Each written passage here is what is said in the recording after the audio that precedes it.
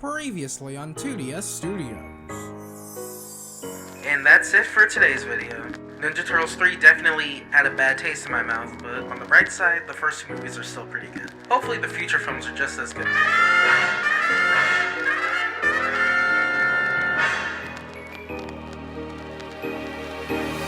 It's just a mask. See? Don't freak out.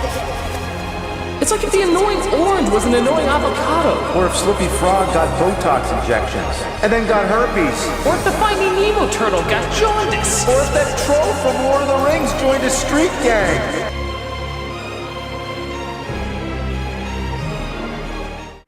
It only got worse.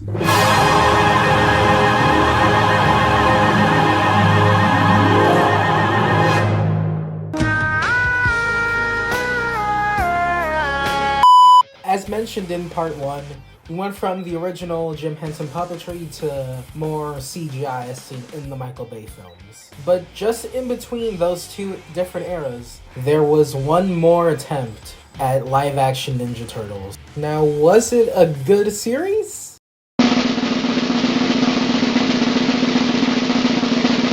No! Let's just get this over with. Here we go again with examining how the Ninja Turtles went from peak to trash in live action.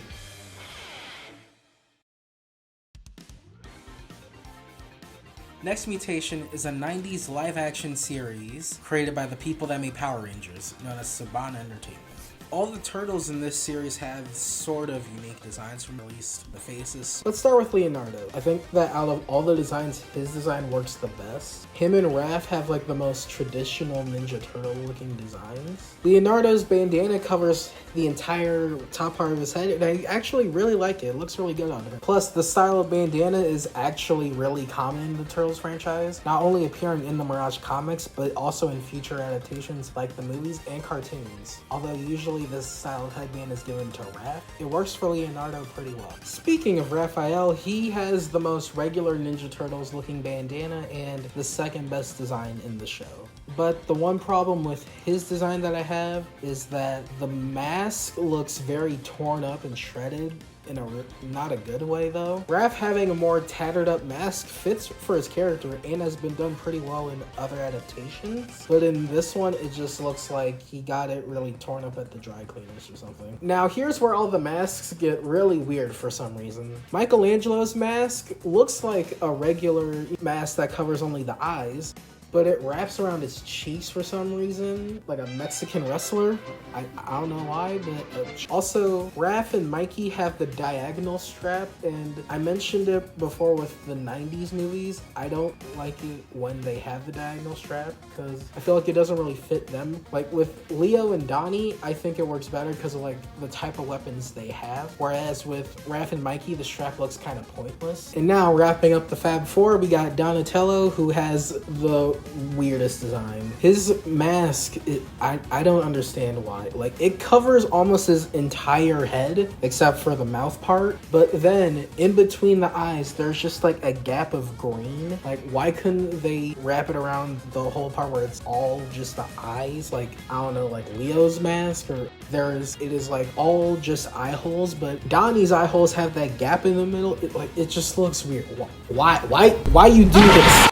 Now, all the turtles have basically the exact same bodies, except for like a few small details, like the pad colors are the same as the masks, similar to the 87 cartoon, as well as the return of the initials on the belt buckles. However, it's on like diagonal strap part of the belt, which I think it looks good, but I think they all should have had it on the belt buckle just because. Overall, I really want to like these designs because they definitely have more than enough potential to be considered good, but overall certain design choices just look really weird, and it doesn't help that the actual show was horrible. And Venus, we don't talk about Venus. Hey yo, what the fuck? Could have been decent for a TV show, but certain design choices hold it back. Overall, these designs are unfortunately a 4 out of 10.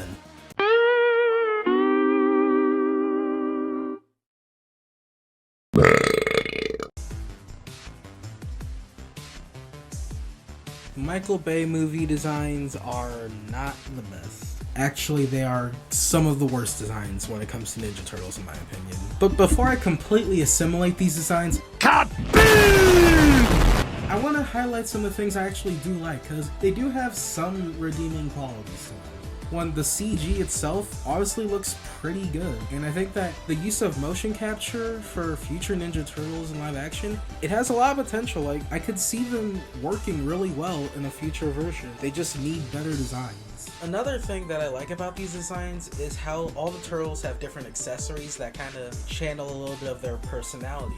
But this causes two problems. One, there's way too many accessories on the turtles, making them feel over-designed and cluttered. And two, the designs stray way too far from the original source materials. It looks like if Shrek got his ears ripped off and then wore a bandana. In part 1, I stated how the hardest thing about bringing an animated character into live action is trying to redesign them in a way that can fit a live action setting. And I think that a big reason why the 1990 movie looks better than these is because not only was it true to the source material, it still looked realistic enough to like buy the illusion that yeah, the Ninja Turtles are real. And it's not even just because of practical effects either, it's just that the designs actually looked like the Ninja Turtles as opposed to these things. These are not Ninja Turtles. These are 4 genetically cloned Hulks with turtle shells attached to them. Overall problems that they all have is, 1, the faces. The face shape looks so flat. The problem with the faces is that they look way too humanoid, and it just kind of lands in the uncanny valley. Like, especially with like the mouths and the nostrils, and the way the masks sit on the face, it looks so flat because the nose has literally 0 definition. Like, their heads just look like grapes with faces. It's like if the annoying orange was an annoying avocado. Or if Slippy Frog got Botox injections and then got herpes. Or if the Finding Nemo turtle got jaundice. Or if that troll from Lord of the Rings joined a street gang. Couldn't have said it better myself. Leonardo. Why does he have a xylophone on his chest? It's supposed to be like some Japanese chest armor, I guess, but every time I look at it, it just looks like a xylophone to me. Like, I expect him to like get the little stick thingies and play the iPhone marimba phone call.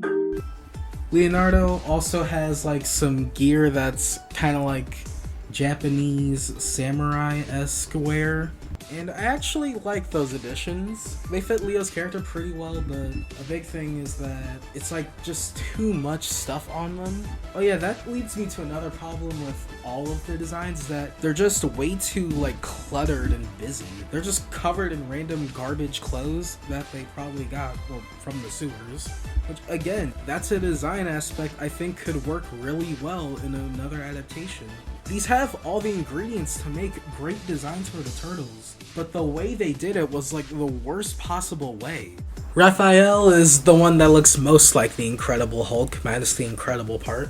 It makes sense for him to be the biggest, you know, because Raphael, he's the strong one, but also he should not be this big. I'm pretty sure he found steroid needles in the sewers apparently.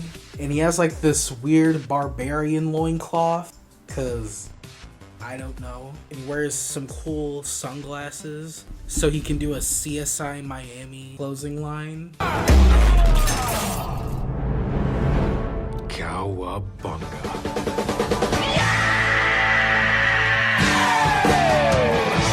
One more thing I'd like to add about Raphael is that he has 2 traits about his design that have carried over in future adaptations, which are very interesting. One is him being bigger than the rest of the turtles, which is very, like I said earlier, it fits his character very well and would be adopted by Rise. Although I feel like in Rise it works a lot better because in Rise each turtle is a different species, and with Raphael being a snapping turtle, it fits even more because, I mean, have you seen a snapping turtle? Those things are huge. Damn, boy, he's dead! And also the full head bandana makes a comeback with this design. Like, this was the first time that it came back in the 2010 decade, and it's been very consistent with future Raph designs. And to be honest, I'm okay with that because he knows how to work it. That sounded really sus. Anyways, Donatello, the one with machines. They took that fact to heart when making his design because he is covered in so much like electronic stuff, like belts, to like hold all these walkie-talkies and Nintendo controllers. Like, there's literally like a Ghostbusters proton pack taped onto it. Like, why? Like, why do you have a Wi-Fi router on your show? Who let the designer cook? Because this is the opposite of cooking. They burnt down the kitchen. Hope you die in the fire! Much like Raphael, these design traits actually have existed in newer adaptations such as Rise of the TMNT and Mutant Mayhem. Although they very much downplayed the amount of technology on them, so they're not over-designed and cluttered, they actually look good. With Mutant Mayhem, Donnie wears some headphones and has a fanny pack over his belt. Rise Donnie, he has like a super techie armor shell and also wears goggles over his head. Although with Rise Donnie, it makes more sense for him to have armor on his shell because he's a soft shell turtle, so that shell is like, you know, to protect him. It actually makes sense, unlike the freaking proton pack on movie Donnie. He also wears glasses in the movie, which just make the design, like I said multiple times, super cluttered and just magnifies his super ugly face, and he just ends up looking like a bird emoji half the time. Although they did also carry this over to Mutant Mayhem, and it definitely looks better there. Michelangelo is my personal favorite Ninja Turtle, and if you disagree with me, you're wrong. Nah, I'm just kidding. It's okay for you guys to have your own opinions, and I 100% respect them. I also have your IP address. Back to Michelangelo. Michael Bay, what did you do to my boy? Look how they mask with my boy. That scene where he takes off his mask, that was memed so much back in 2014. I'm just like, what did you do to him? It's like, not only is Mikey just as ugly as the rest of his brothers, he's arguably the most ugly. He looks like the most human, and in the movie, he kind of flirts with April a bit, which is already creepy as is with bestiality. But also, Mikey's face along with it and the lines that they give him. Oh, she's so hot I can feel my shell tightening. But we can still have adult conversations. Maybe she has hot friends. If it wasn't already obvious with that girl. Dibs. I think Michelangelo needs to be put on a list.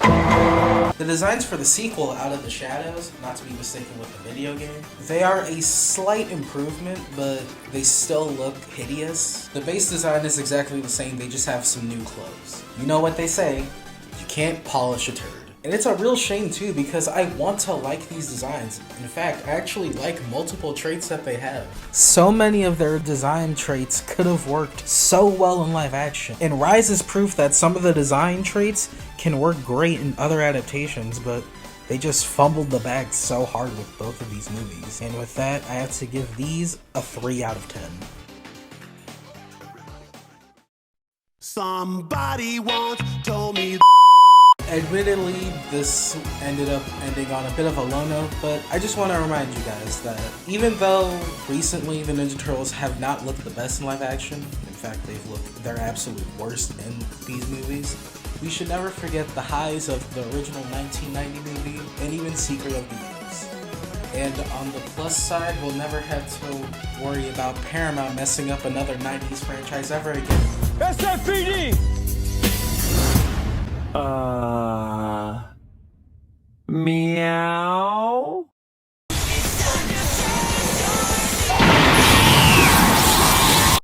That is a story for another day. This has been 2DS Studios, and until next time, stay tuned and stay cool.